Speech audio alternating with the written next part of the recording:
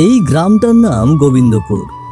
গোবিন্দপুরের মানুষজন আজ বেশ চুপচাপ, যেন মনের ভেতর কেমন একটা খচখচানি। গোবিন্দপুর গ্রামের সঙ্গে লাগোয়া আরেকটি গ্রাম বসুন্দিপুর। বসুন্দিপুরের গ্রাম প্রধান রাঘববাবু এবারে দুর্গাপুজোয় দেখিয়েছেন দারুণ দাপট। তিনি খুব বড় এবং দামি সুন্দর আলপনা করা নৌকায় প্রতিমার বিসর্জন দিলেন। লোকের মুখে মুখে শুধু সেই নৌকার জৌলুসের গল্প। অন্যদিকে গোবিন্দপুরের প্রতিমা গেল একেবারে সাধারণ কাঠের নৌকায়। গ্রামের প্রধান নলিনীবাবুকে বসুন্দিপুরের রাঘববাবু সবার সামনে টিটকিরি কেটে দিলেন। ওই নলিনীর গ্রামে এখনো ভাটার নৌকা চলে, এদিকে আমাদের গ্রামে রাজা জমিদারদের মতো বিসর্জন হয়। এই কথায় গোবিন্দপুরের মান সম্মান একেবারে কেটে গেল। শোনা যাচ্ছে নলিনীবাবু চুপচাপ বসে নেই। তিনি নাকি ঠিক করেছেন আগামী পুজোতে কলাইডাঙ্গার হাট থেকে সবচেয়ে বড়, সবচেয়ে চমকদার নৌকা বিসর্জনের জন্য নামাবেন, যাতে আর কোনোদিন কেউ তাকে অপমান করবার সাহস না পায়। গায়ের বটগাছটা গোবিন্দপুরের প্রাণকেন্দ্র। তার তলায় আজ 4 জন দাঁড়িয়ে, রমেশ, দীনেশ, রামু কাকা আর শ্যামল খুঁড়ো। সবাই অস্থিরভাবে আঁকিমুখি ভঙ্গিতে চেয়ে আছে পথের দিকে। তাদের মাঝখানে রাখা হয়েছে একটি সাহেবী চেয়ার। সেই চেয়ারে এসে বসবেন গ্রামের গ্রামপ্রধান নলিনীবাবু, আর তার জন্যই অপেক্ষায় তারা ঠাঁয় দাঁড়িয়ে রয়েছে বটতলায়। হঠাৎ দূরে চোখে পড়ে নলিনীবাবু হেঁটে আসছেন ধবধবে ধুতি পাঞ্জাবি পরে, মুখে গম্ভীর ভাব নিয়ে। তেনারা আজ বটতলায় এসেছেন একটা বিশেষ আলোচনা করতে। আজকের আলোচনার বিষয় অন্য কিছু নয়, গ্রামটার মান সম্মান। যে টিটকিরি করে গোবিন্দপুরকে সবার সামনে হেয় করেছে, সেই অপমান ধুয়ে মুছে ফেলতে হবে। আগামী পুজোতে যেন আর কেউ এই গ্রামকে নিয়ে কোনো রকম বিদ্রূপ না করতে পারে, সেই সংকল্পেই আজকের এই সভা। তোমরা সবাই জানো কি বসুন্দিপুরে রাঘব কেমন করে আমাদের গোবিন্দপুরকে সবার সামনে হেয় করেছে? এটা শুধু আমার অপমান নয়, গোটা গ্রামের অপমান। ঠিকই বলেছেন কর্তাবাবু, আমাদের গ্রামে ওরা এমন টিটকারি করবে আর আমরা কি চুপ করে থাকবো? কিন্তু বাবু, কি করে আমরা এই অপমানের শোধ তুলব? কিছু ভেবে রেখেছেন আপনি? এই জন্যই তো আজ সবাইকে এখানে ডাকা। আমি ঠিক করেছি সামনের বার দুর্গাপুজোয় প্রতিমা বিসর্জন দেওয়ার সময় ওই কলাইডাঙ্গার হাট থেকে সবচেয়ে বড় আর দামি নৌকা আনবো। আলপনা হবে, সাজসজ্জা হবে একেবারে রাজ পরিবারের নৌকার মতো। তখন সবাই বুঝবে গোবিন্দপুরকে ছোট করা যায় না। বাবু, আপনার কথায় জোর আছে, তবে এ লড়াইয়ে আপনিই ভরসা। আমরা সাধারণ মানুষ, আপনার সাথেই থাকব। ঠিক কথা খুড়ো, সামনের বার এমন নৌকা আনা হবে যে রাঘববাবু দাঁড়িয়ে দাঁড়িয়ে মাথা নিচু করে দেখবে। হ্যাঁ, মনে রেখো তোমরা, এ শুধু নৌকা কেনার কথা নয়, এ হলো আমাদের গোবিন্দপুরের মান রক্ষার লড়াই।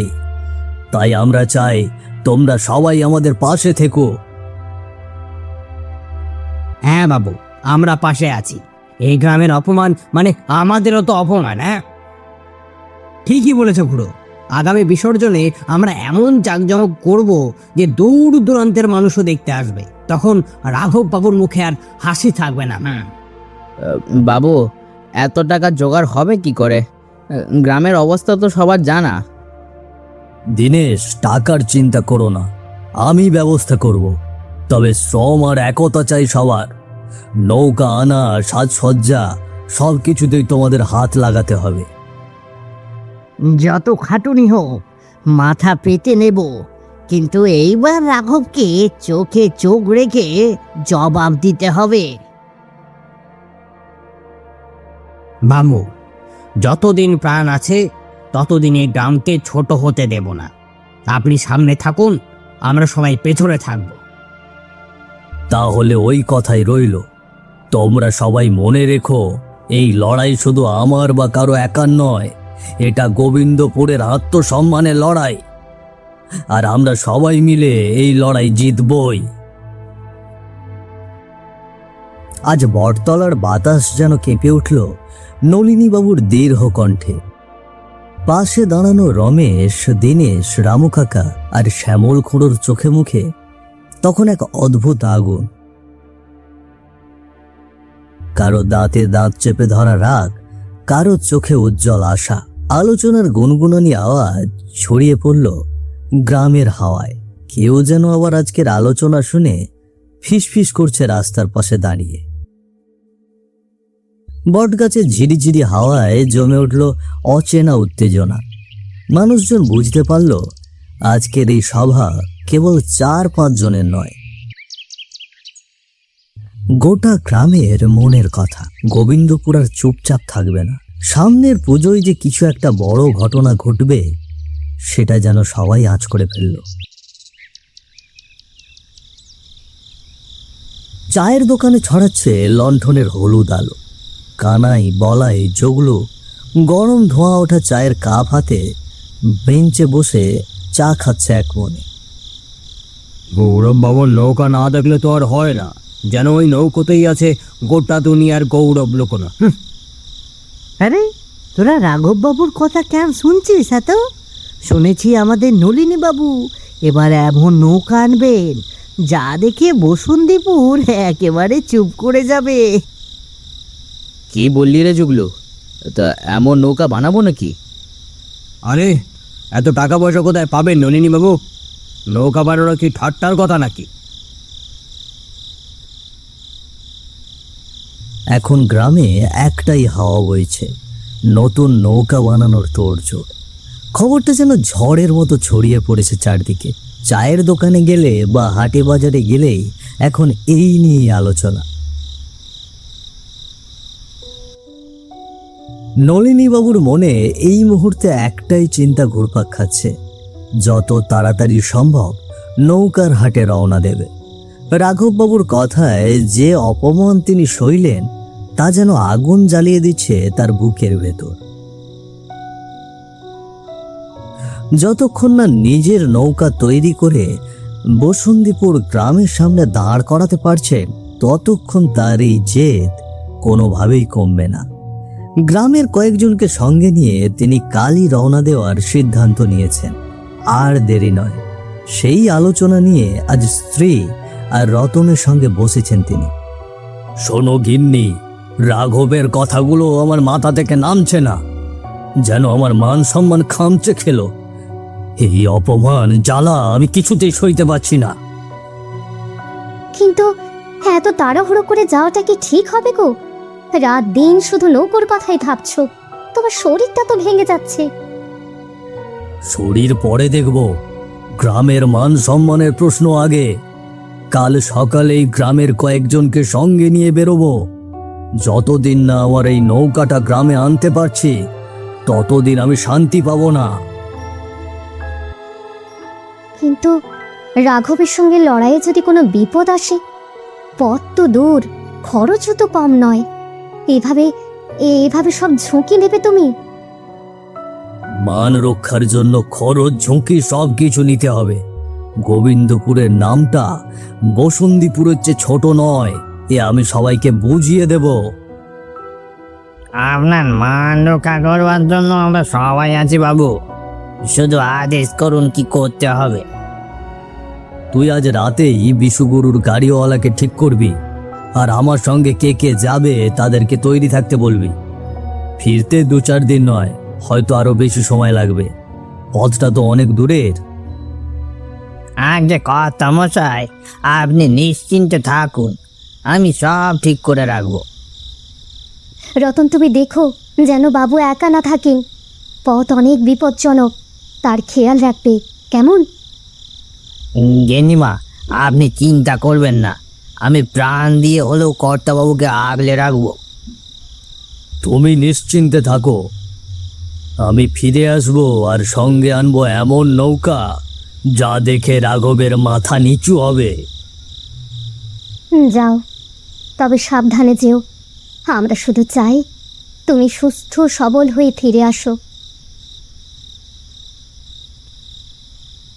ঘরের ভেতর এক মুহূর্তের নীরবতা নেমে আসে।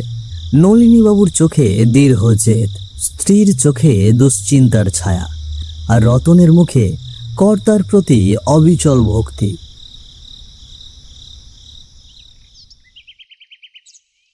আজ খুব ভোরেই কানাইডাঙ্গা নৌকার হাটে রওনা দেওয়ার কথা। গাড়ি প্রস্তুত, শ্যামল খুড়ো আর রামু কাকাও তৈরি। শুধু নলিনীবাবুর জন্যই অপেক্ষা। বসুন্তীপুরে রাঘবের কথায় যে আগুন জ্বলে উঠেছে নলিনীবাবুর মনে, আজ তার প্রথম পদক্ষেপ শুরু হবে। এই গরুর গাড়ির যাত্রা দিয়ে গোবিন্দপুরের মান রক্ষার লড়াই যেন আজই পথে নামল। কই রে, এখনো তো কর্তা মশাই এলেন না। রতন তো বলল খুব সকাল সকাল বেরোবেন, এতক্ষণে উনি আসছেন না কেন? তাই তো বলছি, এতক্ষণে তার আসার নাম নেই। না হয় একটু এগিয়ে গিয়ে দেখি না। হ্যাঁ, এই দাঁড়িয়ে থাকতে থাকতে গরুর গাড়ির গরুরাও বিরক্ত হয়ে যাচ্ছে। রোদ বাড়ার আগে রওনা দেওয়াই ভালো। কর্তাবাবুর তো আগ্রহ বেশি, তা ওনার দেরি কেন? নাকি শেষ মুহূর্তে আবার মত পাল্টায়েন? না খুড়ো, আমাদের কর্তা মানুষটা জেদি। একবার যা ঠিক করেছেন তা করেই ছাড়বেন। এইবারও তাই হবে।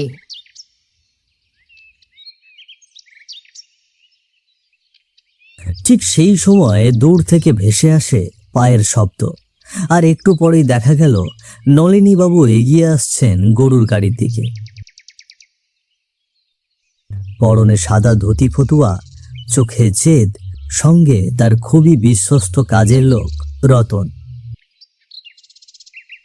রে, আমার একটু দেরি হয়ে গেল রে। এই চলো চলো, আমরা রওনা দিই, আর দেরি না করি। হ্যাঁ কর্তাবাবু, এখনই রওনা দিতে হবে, এমনিতেই অনেক দূরের পথ।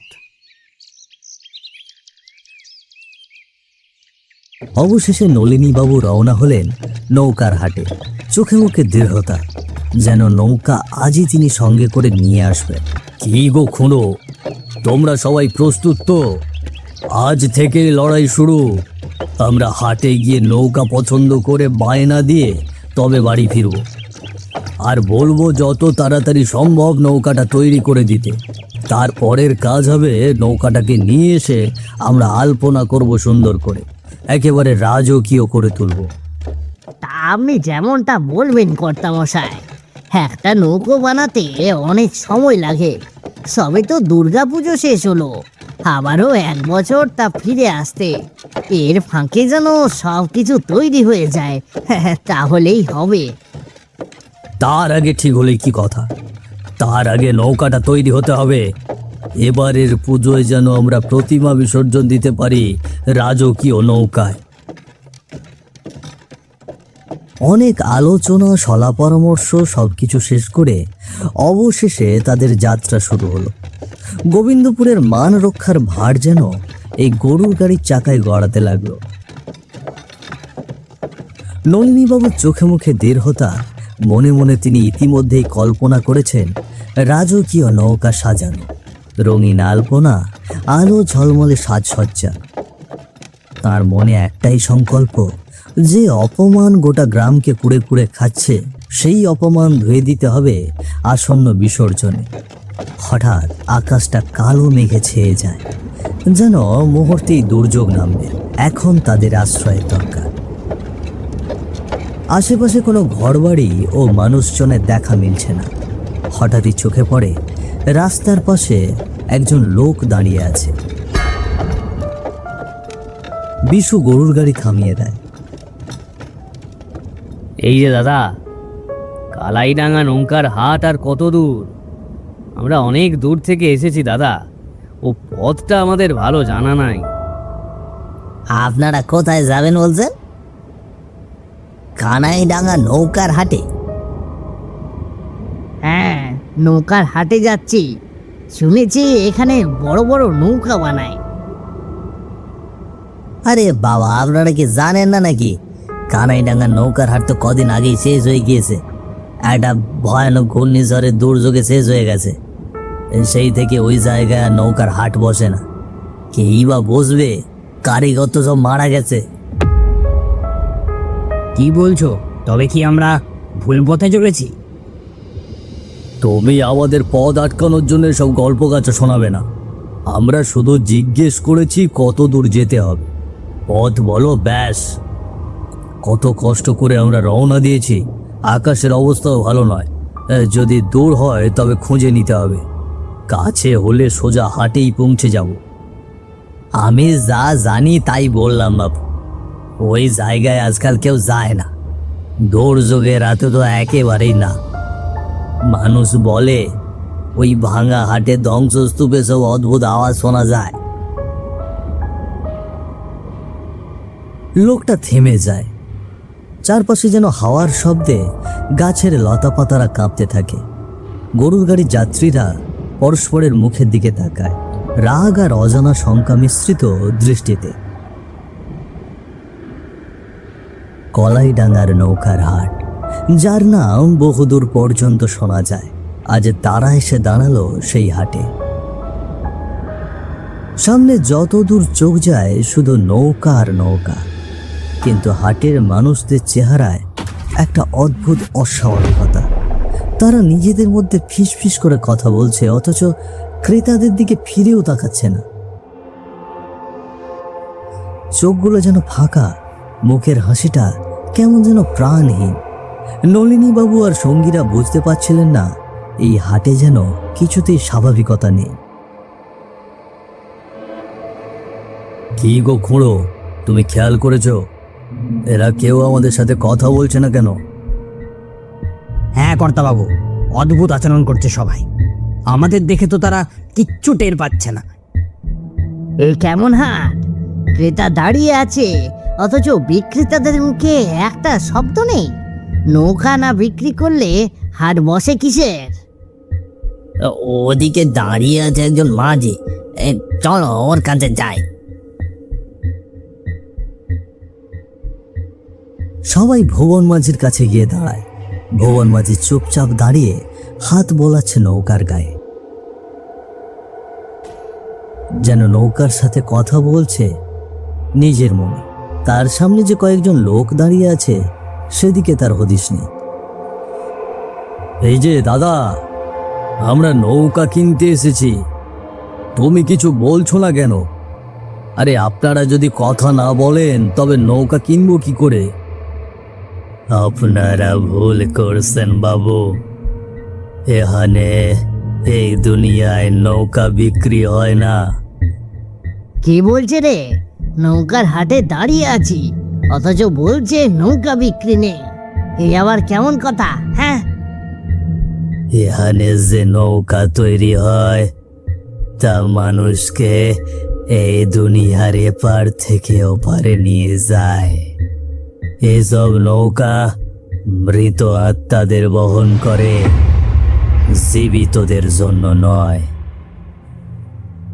কি কি বলছো? পরকালে যাওয়ার নৌকা? সেটা আবার কেমন নৌকা রে বাবা? এই নৌকায় চেপে কেউ নদী পার হয় না বাবু। এই নৌকা শুধু আত্মাদের নিয়ে যায়, একবার গেলে আর ফেরত আসে না। তাহলে আমরা তো এসেছি জীবিত মানুষদের জন্য নৌকা কিনতে। ভুল জায়গায় এসেছেন বাবু। এই হাটে জীবিতরা নৌকা পায় না, এটা শুধু মৃতেরা পায়।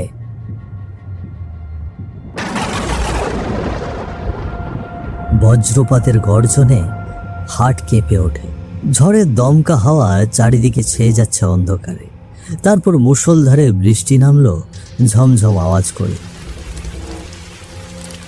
চারিদিকে ছিটকে ছিটকে উঠছে কর্দমাক্ত কাদা। হাটে দাঁড়ানো বিক্রেতাদের চেহারা আস্তে আস্তে পরিবর্তন হয়ে যায়,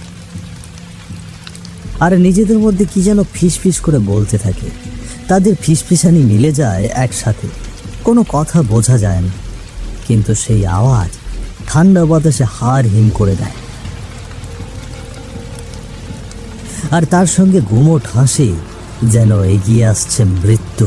হাটে দাঁড়ানো নৌকা বিক্রেতাদের মুখগুলো ধীরে ধীরে বিকৃত হতে শুরু করে। মাংস গলে যায়, চোখ থেকে টপ টপ করে রক্ত ঝরে, দাঁত বেরিয়ে যায় ভয়ঙ্কর হাসিতে।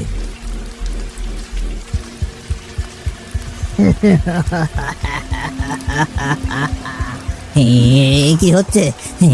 এরা তো সবে মানুষ ছিল, এখন এদের রূপ এক এক রকম দেখাচ্ছে কেন? হরে রাম, চোখের সামনে এ কোন খেলা দেখছি? কারা তোমরা? কেন এমন রূপ ধারণ করেছো?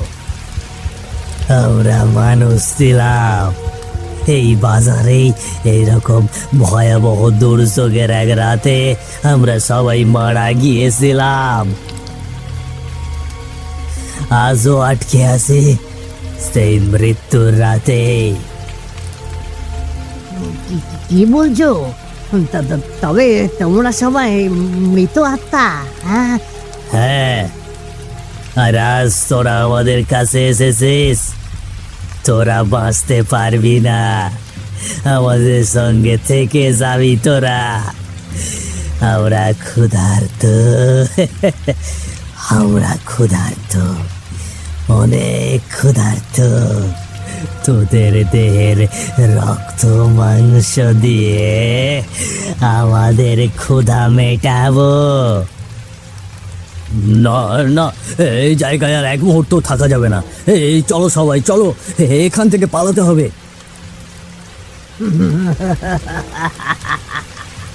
এসো আমাদের সঙ্গে এসো, পালিয়ে যেও না।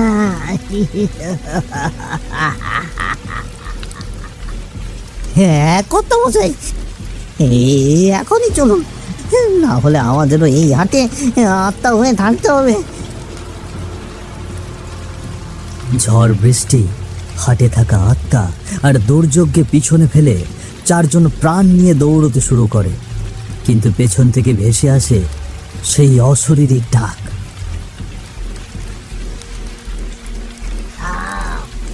পালিয়ে যাস না, আমাদের নৌকায়ও। এই নৌকা তোদেরকেও নিয়ে যাবে, কিন্তু এই দুনিয়ায় নয়, একেবারে পরপারে।